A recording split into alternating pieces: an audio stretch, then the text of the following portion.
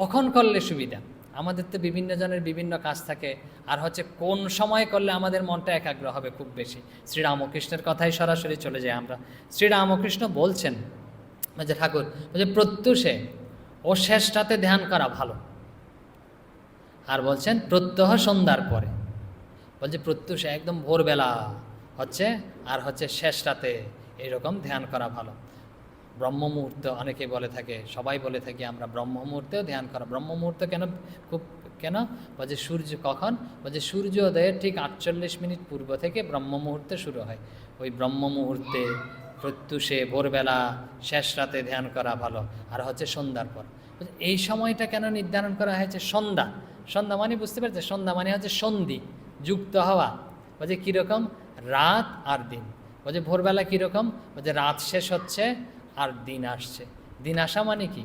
দিন কিভাবে হয়? বলছে সূর্য উদয় হলে তো দিন হয়। কিভাবে? বলছে সূর্যটা যখন উদয় হয় না, আলো হতে থাকে, আর আলোটা কি করে? সূর্যোদয়ের সাথে সাথে ওই অন্ধকারটাকে না সূর্যের সাথে আলোর সাথে সাথে একীভূত হয়ে যায়। অন্ধকারটা ধরতে গেলে ধরুন গ্রাস করে ফেলে, একীভূত নিজের মধ্যে এরকম অ্যাবজর্ব করে নেয় সূর্যের আলো অন্ধকারটা, তখন অন্ধকার দূর হয়ে যায়, আলো হয়।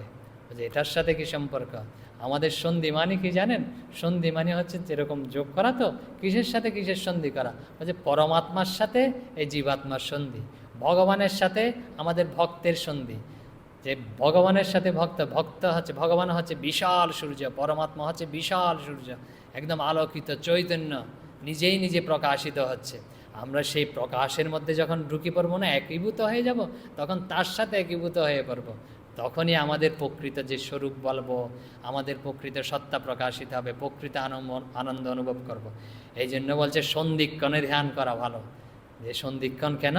এই যে ভোরবেলা, তারপরে হচ্ছে সূর্য যে উদয় হচ্ছে, তারপর হচ্ছে রাত চলে যাচ্ছে, আর হচ্ছে দিন চলে যাচ্ছে, তারপর রাত আসছে, এইসব সময় শ্রীরামকৃষ্ণ বলছেন ধ্যান করা ভালো। এখন তো পেলাম আমরা ধ্যানের সময়, তারপর কোথায় বসে ধ্যান করব, কীরম পরিবেশে ধ্যান করব। এখন ধ্যান যে করব না, কিসের উপর ধ্যান করব, কাকে ধ্যান করব? আমাদের শাস্ত্রকারগণ খুব উদার, বলছে কাকে ধ্যান করব।